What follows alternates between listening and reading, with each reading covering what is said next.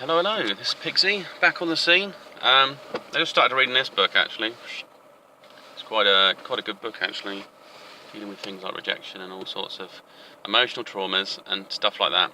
Because often we don't really prepare ourselves for dealing with stuff. We tend to just put it on to one side, and then when we hit that bump in the road, it's never a pleasant one.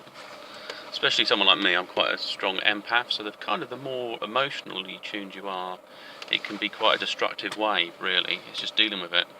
You need to get yourself out of the zone and then put certain safeguards in place. And the healing process, just understand what it is, understand it for what it is, basically. And then when it's the right time, you just take responsibility and deal with it. So yeah, anyway, things like books like that is quite good, because you want to deal with something fresh. If something happens to you, you want to deal with it pretty quickly. And it also mentions about, some people want to say it's good to talk about it, but not always. Not if the trauma's so deep, all you feel like you're doing is exposing yourself emotionally. Do what you like. It's a red light, so the red light, some car zooming through. Often I end up with these amber lights zooming through it, so I thought I wouldn't do that. Something else interesting I had a dream, and it was so vivid, and it was like the moon, or it was an orb, and it showed continents on the moon. So inside the thing, a bit like the inner Earth map, so there's like a shape, a bit like Africa, that kind of shapes in there, and some others are in there. There's about 5 continents. So that would be interesting, what's inside the moon. I mean, there was rumours it was empty anyway. I could either see where they used to be, these continents, or they're inside the planet. And it was just so vivid. It was just not something I could overlook. But it'd be interesting what kind of beings would be there, and I'd most likely be something more interdimensional. So, that's probably why we can see the moon, but maybe actually what's there is something we cannot see. It's in a different frequency, so it could be the size of the Earth, really. All we're seeing is basically what's in the same frequency as our planet.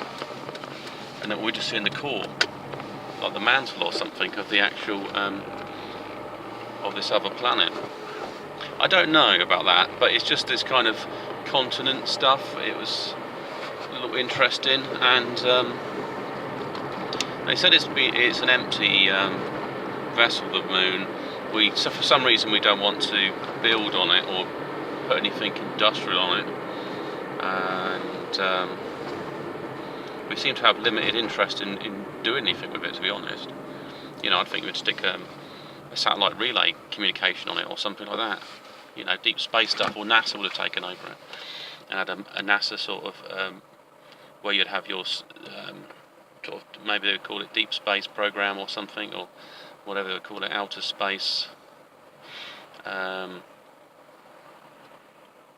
science research or something, something mad like that. Just make up something, shove some stuff out there, and it would be a sort of co-op mix of NASA, which are a branch of the government anyway, and the military. So I think they'd use the Navy and other things they would use. It's interesting, where would Navy and in the future maybe there'd be a crossover. There'd be no need to have separate from Navy and Air Force. You'd have ships that can go out in space and stuff like that, but they could also, in essence, transform and then land in the sea, or they can hover. So they're kind of in that mid-range integrated technology, is what they call it. And the way to sort of trans-modify warfare, so you can turn something into something else, because it might have a better use for it in its military application.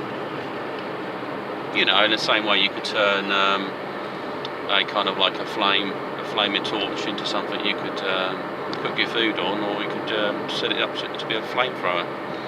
These sorts of things.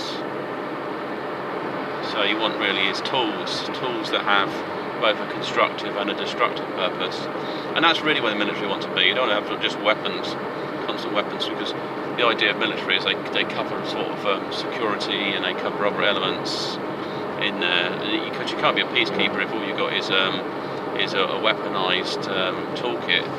So really, you're you're kind of a security control force. You're not really a peace force, because people are just scared and you're just controlling them, and they're not at peace. They're suppressed. So it's a bit different situation. So yeah, so it's really the moon I was sort of really want to get into, and so I can sort of still see it now. It was very weird. It kind of moved over towards me, and I was looking at it, and then I had a still view of it in the distance as well. And I thought, why isn't it moving before it was moving over me? So that was quite interesting. Or maybe it's a being from the moon. Who knows what's actually there? Like I say, if it's interdimensional, let's not think of necessarily these beings of.